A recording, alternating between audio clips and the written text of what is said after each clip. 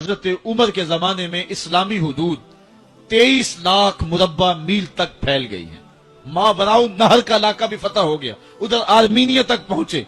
ये थोड़े से अरसे के अंदर अजीमतों की कैसी दास्तां रकम की। इकबाल तड़प के कहते हैं, दिए जाने कभी यूरोप के कलीसाओं में, कभी अफ्रीका के तपते हुए सहराओं में, दश्तो दश्त दरिया भी न छोड़े हमने, बहरे जुल्मात में दौड़ा दिए घोड़े हमने। हुक्मरान तो वो थे लोगों की दहलीज पे अमन देने वाले, लोगों की चौखट पे जो है वो नूर बांटने वाले। हजरत उमर जिनको तख्ते हुकूमत पे बैठते थे और उनका तख्त को सोने जबरजद का नहीं था, मस्जिद नबवी की चटाई थी, और सारा दिन वहां बैठ के लोगों की बातें सुनते। और जब रात के अंधेरे गहरे होते, उमर भेस बदल के मदीने की गलियों का गश्त करते। कहा, तुम्हारे घर से धुआं निकल रहा है और बच्चे रो रहे हैं, उनको खाना क्यों नहीं देती? कहने लगी, उमर की जान को रो रही। उमर के पांव तले से जमीन निकल गई। कहा, क्या हुआ? कहा, 3 दिन से हमारे यहां खाने के लिए कुछ नहीं है। रोजाना बच्चे रोते हैं और मैं हंडिया के अंदर पत्थर डाल करके नीचे से आग डालती रहती हूं कि बच्चे इंतजार कर करके सो जाएंगे। कम वक्त सो भी नहीं रहे और वो पत्थर पकेंगे भी क्या, और मैं उमर की जान को रो रही हूं। हजरत उमर का कलेजा दहलने लगा। फौरन पलटे, वापस बैतुल माल में आए, घी का एक कनस्तर लिया, आटे की बोरी ली, मिर्च मसाला जात बहुत कुछ उठाया, अपने कंधे पे रखा, बोरी अपनी कमर पे ला दी। उमर बैतुल माल से निकले तो आपके खादम असलम ने देख लिया, आगे बढ़ा, कहा, मेरे आका मैं उठाता हूं। उमर की आंखों में आंसू है। कहा, असलम कयामत के दिन मेरा बोझ उठा लोगे? कहा, कयामत के दिन तो अपना अपना बोझ उठाना पड़ेगा। कहा, उमर को आज अपना ही उठाने दो। हजरत उमर वो घी का कनस्तर और वो आटे की बोरी सर पे उठाए हैं और उस खातून के घर जाते हैं और दस्तक देते हैं। वो जब देखती है उसकी जान में जान आ जाती है। कहा, जल्दी जल्दी आटा गूंदो, और उमर सब्जी काटने लग जाते हैं। हजरत उमर रदी अल्लाह ताला अन्हो सब्जी तैयार कर देते, उधर आटा गुंद जाता है और फिर ऊपर चूल्हा रखा जाता है, चूल्हे के अंदर आग रखी जाती है, वो खाना पकाने लगती है, आग बुझती है। तारीख ने लिखा है, आग बुझने लगती है, उमर झुक करके फूंके मारता है। उमर झुक झुक के फूंके मारता है। खाना पक गया और बच्चों के सामने खाना रख दिया, बच्चे खा रहे हैं। अब बच्चे रो रो के निढाल हो चुके थे। हजरत उमर अपने हाथों को और अपने घुटनों को और अपने पांव को जमीन पे लगा के, जिस तरह बकरी का बच्चा चलता है वेड़े के अंदर, कभी इधर चलते हैं कभी इधर चलते हैं, ताकि बच्चे मुझे देख के खुश हों और दिल में कहते, उमर जितना रुलाया है अब इतना हंसाना भी पड़ेगा। तो कभी उमर अमीरुल मोमिनीन, ये मैं किसी आज के जो है वो लोगों के वोटों पे मुंतखब होने वाले हुक्मरान की कहानी नहीं सुना रहा, मैं उस उमर की कहानी सुना रहा हूं जो 23 लाख मुरब्बा मील का हुक्मरान है, आधी दुनिया का बादशाह है। हजरत उमर जो है जिस तरह बकरी का बच्चा चलता है, इस तरह अपने हाथ और अपने घुटने जमीन पे टेक करके जो है वो इस तरह चलते हैं। बच्चे उमर को देख के मुस्कुराते हैं। जब बच्चे मुस्कुराने लगे तो हजरत उमर ने उस खातून से कहा, बुढ़िया उमर को माफ कर दे। उसने कहा, तू इतनी हमदर्दी क्यों करता है? कहा, उमर बेचारा बड़ा फंसा हुआ है, फिक्र है उसको यरमू को, फुस्ता तो हुलवान की, जब फतह है मिस्र तो तैयारी है ईरान की, आते जाते वफद से मुलाकात भी करता होगा और शब को मालूम हालात भी करता होगा, कांटों में उलझी हुई बेचारे की जान है, नींद उसको भी आती है, आखिर वो इंसान है, मेरी बहन उमर को माफ कर दे। उसने कहा, नाना उमर की बात मेरे सामने न कर, कयामत का दिन होगा, उमर का गिरेबान होगा और मेरा हाथ होगा। जब उसने ये बात कही तो उमर बर्दाश्त न कर सके, बच्चों की तरह बिलक बिलक कर रोने लगे। कहा, वो बदनसीब उमर तेरे सामने है, आज ही कहला जो कहना है, कयामत के दिन मुझे माफ रखना। उसने कहा, तू उमर है? कहा, बदनसीब उमर तेरे सामने खड़ा हूं। मेरे उमर कहते हैं, अगर दजला के किनारे एक बकरी का बच्चा भी प्यासा मर गया, उसका हिसाब भी उमर से लिया जाएगा। एक दिन हजरत उमर बैठ के रो रहे थे, तो किसी ने कहा, हजरत रो क्यों रहे हैं? फरमाया कि मैं इसलिए रो रहा हूं कि फलां पुल से बकरियां गुजरी हैं, तो पुल के अंदर शिकस्तगी थी, टूटा हुआ था पुल दरमियान में कुछ, उसमें एक बकरी की टांग टूट गई है। तो मैं डरता हूं कि मेरा रब ये ना पूछे कि उमर तूने पुल सही तामीर नहीं करवाए थे कि एक बकरी की टांग क्यों टूटी है। ये है हजरत उमर रदी अल्लाह ताला अन्हो। اللہ اکبر. تو اللہ تعالیٰ جل شانہ نے حضرت سیدنا عمر بن خطاب رضی اللہ تعالیٰ عنہ سے جو کام لیا، مختصر دور خلافت کے اندر 10 سال 6 ماہ 4 دن آپ نے خلافت فرمائی ہے، لیکن کہاں سے چلے اور یہاں مکران تک، بلوچستان کا حصہ ہے، یہاں تک آپ کے سلطنت کی حدود وسیع، ادھر آرمینیا تک جا پہنچے، حمص فتح کیا، قادسیہ، یرموک. آپ ذرا دیکھیے کہ کہاں تک آپ کی فوجوں کے گھوڑے دوڑتے رہے، اور اللہ تعالیٰ جل شانہ نے ان کو جو توانائی، عدل و انصاف کی قوت عطا فرمائی.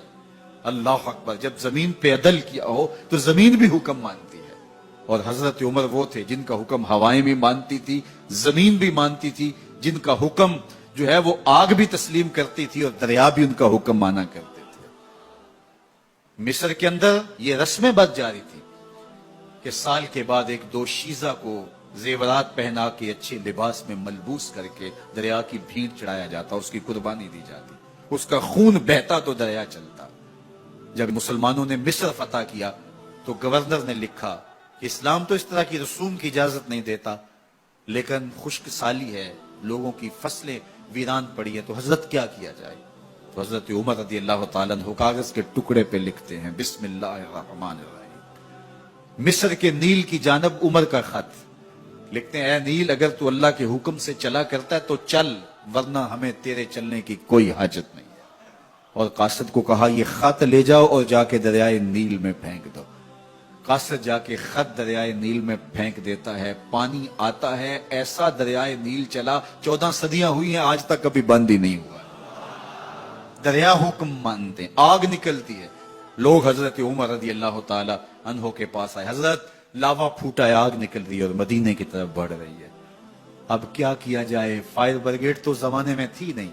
عمر نے اپنی قمیض اتاری، جس قمیض پہ 17 پیوند لگے ہوئے تھے چمڑے کے، کہا یہ قمیض لے جاؤ، جدھر آگ بڑھ رہی ہے آگے ڈھالنا، آگ پیچھے بھاگ جائے. زلزلہ آتا ہے تو زمین پہ درہ مارتے ہیں، زمین رک جا، کیا عمر نے تیری چھاتی پہ عدل نہیں کیا ہے؟ تو یہ عمر ہیں رضی اللہ تعالی عنہ کہ جن کے انصاف کی وجہ سے، جن کے عدل کی وجہ سے اللہ تعالیٰ کی رحمات اور اس کی برکات کا نزول ہوتا تھا، اور اللہ تعالیٰ نے مسلمانوں کو وہ آبرو مند حکومت دی.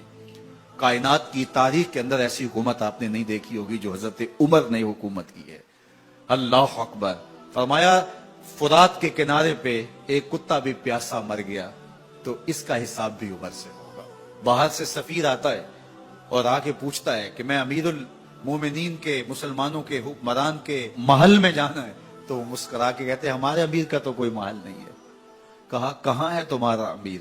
کہا مسجد نبوی میں ہوگا یا بیت المال کی اونٹوں کی دیکھ بھال میں لگا ہوگا. وہ جب گئے تو مسجد میں نہیں ہے. اللہ اکبر. وہاں گئے تو وہاں بھی نہیں ہے. پھر کیا دیکھتے ہیں کہ عمر رضی اللہ تعالی عنہ جنت البقیع کے پاس ایک درخت کے نیچے اینٹ کا سرانہ رکھ کے سوئے. تو اس نے کہا عمر تو نے عدل کیا ہے، تجھے کچی اینٹ پہ بھی نیند آ گئی. ہمارے حکمرانوں نے انصاف نہیں کیا اور وہ بند اور محفوظ کمروں کے اندر بھی سکون اور چین کی نیند نہیں سو سکتے. حضرت سیدنا عمر رضی اللہ تعالیٰ عنہ نے اس طرح ان امور سلطنت نبھائے. آپ دن کو لوگوں کی دیکھ بھالی کرتے، لوگوں کی ضروریات سنتے سمجھتے، اور جب رات پڑتی لوگ سو جاتے عمر مدینے کی گلیوں میں پہرا دیتے. کائنات نے کوئی ایسا بھی حکمران دیکھا ہوگا؟ اللہ اکبر. وہ مجاہد جو مختلف محاذات پہ گئے ہوئے ہوتے ان کے گھروں کی دیکھ بھالی کرتے، ان کی ضروریات کا خیال رکھتے، ان کی آبرو کا پہرا دیتے.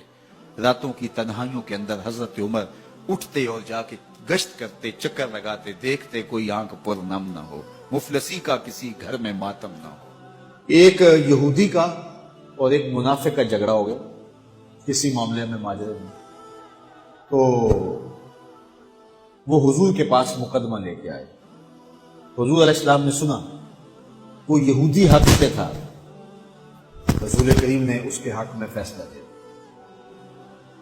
کہ تو سچا ہے، تیرے حق میں فیصلہ ہے. اب وہ جو نام نہاد کلمہ گو تھا اس کو اچھا نہ لگا. اس نے کہا میں کلمہ پڑھتا ہوں اور میرے حق میں فیصلہ نہیں دیا، حالانکہ وہ جھوٹا تھا.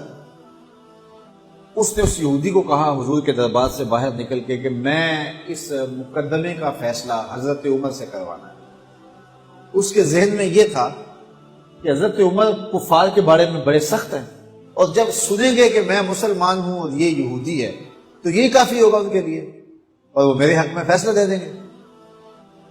وہ اس یہودی نے کہا ٹھیک ہے مجھے مقبول ہے۔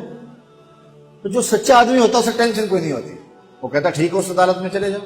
حضرت عمر کے پاس آ گئے، حضرت عمر رضی اللہ تعالیٰ عنہ کو اس نے ساری کہانی سنائی اس منافق نے کہ اس طرح ہوا، اس طرح ہوا، اس طرح ہوا۔ اب یہودی کو ہم تو بھی سنا، اس نے کہا میری ایک ہی بات ہے۔ کہا کیا؟ کہا اس مقدمے کا فیصلہ دربار رسالت سے میرے حق میں ہو چکا ہے۔ حضرت عمر حیرت زدہ ہو گئے اور اس نام نے ہاتھ کلمہ گو سے پوچھا یہ سچ کہہ رہا ہے؟ اس نے کہا جی جی، لیکن میں چاہتا ہوں ذرا آپ فیصلہ کریں۔ کہا ٹھیک ہے میں کر دیتا ہوں۔ اندر گئے، واپس آئے تو ہاتھ میں تلوار تھی۔ اس منافق کی گردن کاٹتے ہوئے کہا ہا کازا عقدی لمن لم یرد بقضاء اللہ ورسولہ، جو اللہ اور اس کے رسول کا فیصلہ نہیں مانتا عمر کی تلوار اس پہ ایسے فیصلہ ہے۔ شور مچ گیا کہ عمر نے ماوراء عدالت قتل کر دیا۔ آج تک کہا جاتا ہے کہ جی قانون کو ہاتھ میں لے لیا۔ تو عمر نے قتل کر دیا، باقاعدہ اس کے رشتہ دار اعزاء و اقربا وہ حضور کی خدمت میں احتجاجی جلوس لے کر آئے کہ عمر نے ایک مومن کو قتل کر دیا ہے۔ حضور نے فرمایا بلاؤ عمر کو، بات پوچھ لیتے ہیں کیا ہوا۔ حضرت عمر کو بلایا گیا۔ قبل اس سے کہ حضرت عمر پہنچتے جبریل پہلے پہنچ گئے اور یہ آیت نازل ہوئی فلا وربک لا یؤمنون حتی یحکموک فیما شجر بینہم۔ اللہ اکبر۔ اے محبوب مجھے تیرے رب کی قسم، اے محبوب مجھے تیرے رب کی قسم۔ اللہ اکبر۔ یہ نہیں کہا کہ مجھے زمین و آسمان کے رب کی قسم، مجھے عرش کے رب کی قسم، مجھے کعبے کے رب کی قسم، یہ بھی نہیں کہا مجھے میری قسم، کہا مجھے تیرا ہونے کی قسم۔ فلا وربک، مجھے تیرے رب کی قسم، لا یؤمنون حتی یحکموک فیما شجر بینہم، اتنی دیر تک کوئی مومن ہو ہی نہیں سکتا جب تک اپنے مقدموں میں تجھے حاکم نہ مانے، اپنے اختلافات میں، اپنے فیصلوں میں تجھے فیصل نہ مان لے۔ ثم لا یجدوا فی انفسہم حرجا مما قضیت، اور جو آپ محبوب فیصلہ کریں اس کے بارے میں دل میں کوئی میل بھی نہ رکھیں۔ ویسلموا تسلیما، اور جو اس کے تسلیم کرنے کا حق ہے جب تک وہ ادا نہ کر دے، محبوب مجھے تیرے رب کی قسم اتنی دیر تک کوئی مومن ہی نہیں ہو سکتا۔ تو حضرت عمر رضی اللہ تعالیٰ عنہ کا جو لقب فاروق ہے، اس کے بارے میں حضرت علامہ حقی لکھتے ہیں فبذالک سمي یا فاروق، آپ کو اس وجہ سے بھی فاروق کہا جاتا ہے کہ آپ نے اس طرح جو ہے وہ نکھیڑا کر کے رکھ دیا